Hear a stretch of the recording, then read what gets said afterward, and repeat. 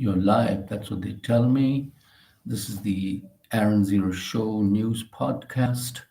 Hope you're doing fine. This is November the 8th. And what do we have here? So, the Indian government says it slams the hypocrisy of Canada on free speech. It blocked the MEA reportage when Foreign Minister Jaishankar was in Australia. There was an Australian publication that carried his remarks against Canada, and those were not reported in Canada. So Indian government feels it's hypocritical for Canada to talk about free speech. The Bandra police has received a call on its landline in which the caller issues a threat to superstar Shah Rukh Khan and demands a 50 lakh ransom. The number was traced to Raipur lawyer who claims the phone was stolen. Another headline we have here is German opposition parties and business groups urge Chancellor Olaf Scholz to trigger new election quickly after his three-way coalition collapses and plunges country into political turmoil. India's Arjun Agassi leapfrogs to second place just behind Magnus Carlsen in world chess rankings, thanks to his victory over Alexei Sarna in the Chennai Grandmasters 2025. And Imane Khalif, the Algerian boxer who defied a row over her gender eligibility to win Olympic gold, is taking legal action over media reports and leaked medical records, international committee says. President Biden, in his closing remarks, asked Americans to bring down temperature. And after Donald Trump's crushing win over Kamala Harrison, saying in a consulatory address to the nation that he would ensure a peaceful transition of power. Solemn speech from White House also said the result should lay to rest doubts about integrity of U.S. election. And so peaceful election in USA. And while Kamala Harris concedes, she says, to keep on fighting for the rights and things that she has fought for, and to keep fighting for the things that affect America as freedom, opportunity, and the fairness in the country where people can pursue their dreams and ambitions. I know folks are feeling and experiencing a range of emotions, but we must accept the results of this election. In the Jammu Kashmir House, they tried to pass a resolution which would again have Article 370, which gave Kashmir special status, which was already abrogated in 2019 by the Modi government. And I don't see the reason why J&K should have a special status. It's part of India. So, but anyway, that is what they're trying to do there. And the Sensex dropped 836 points. So it's dropped below 79,000 points after the Trump euphoria has disappeared or gone down, and bringing the rupee dollar exchange rate to a low of 84 rupees per dollar.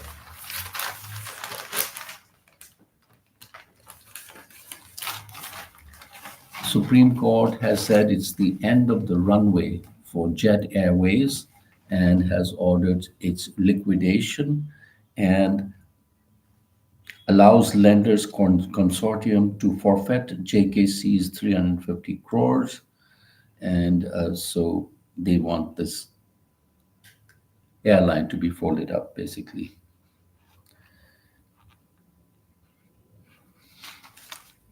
Charity by India incorporated up. Shiv Nadar is the biggest giver. Indian billionaire Shiv Nadar has given, as they say, approximately 6 crores a day to charity. 6 crores is just a little under $1 million. The Tata Group is going to run the Delhi Claridge's hotel from April, and it's going to get a 25-year management contract for the hotel that began operations in 1955. It's one of the landmark hotels of Delhi, the Claridge's Hotel. What else do we have here?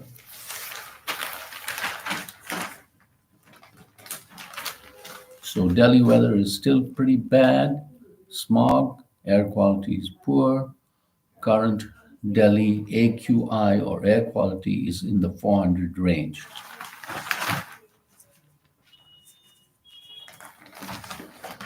The Delhi government is going to be trying out an AI-based system to check traffic violations, initially at 500 locations, high-tech cams, and they would be looking at a private party to operate these things on a revenue sharing basis.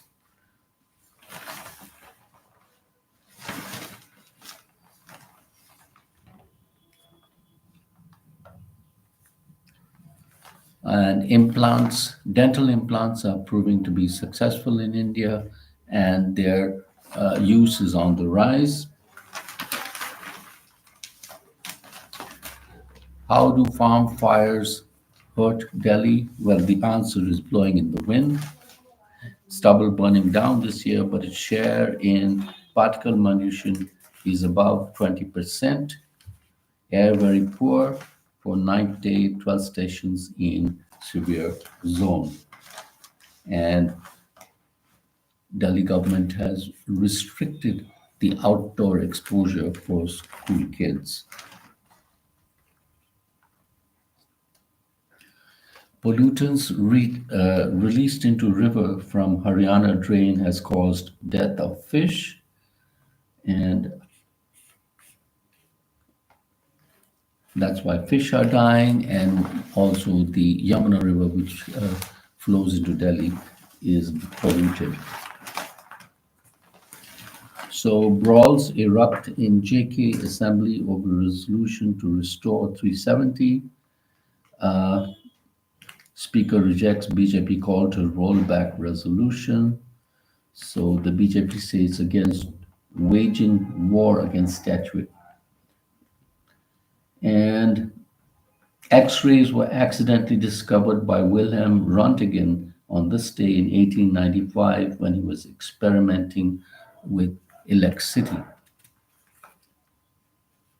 Protect Hindus, India has asked the Bangladesh government amidst fresh clashes, and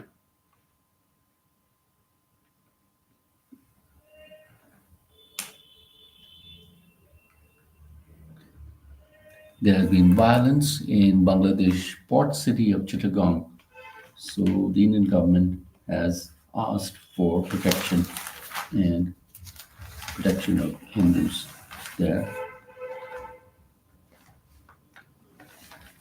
The Home Minister says there's going to be a national anti-terror plan for central state governments coming in 2025. Whole of government approach needed in success of the fight.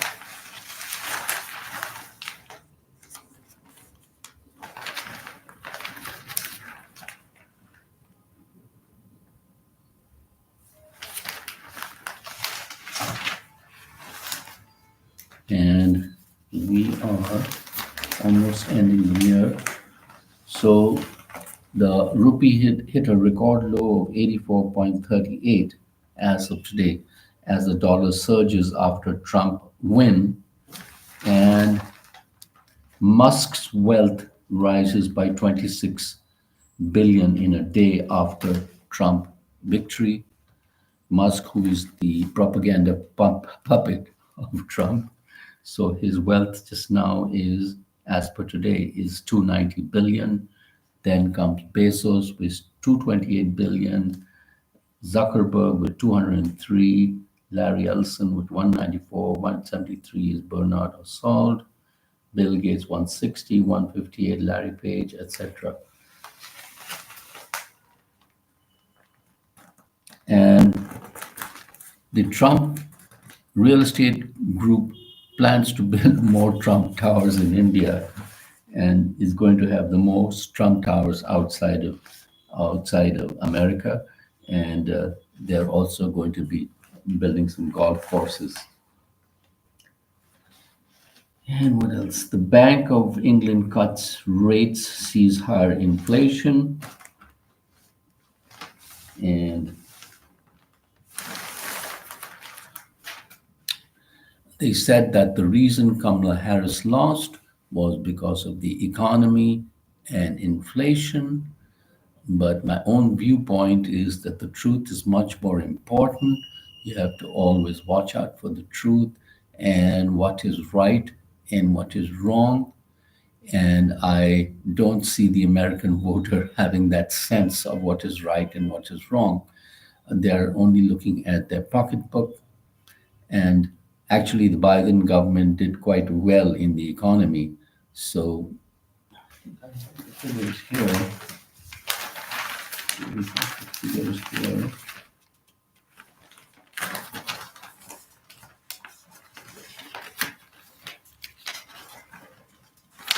Find the figures here just now. Here we go. So when Trump was in charge, the economy was 21.5 trillion. Under Biden, it's 29.3 trillion. And with Trump, the inflation was 7.7%, and under Biden, it was minus 0.2%.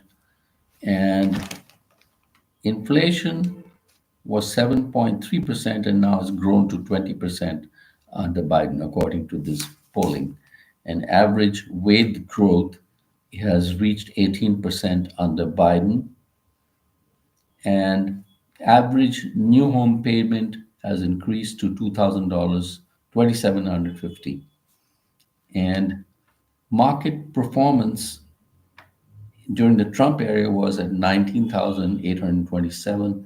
Under Biden, it's 43,000. So it's much more under Trump. And the unemployment was 4.8 under Trump, and under Biden is 3.4. And of course, the only thing that is been a little more is the illegal immigrants, which are supposed to be 8 million.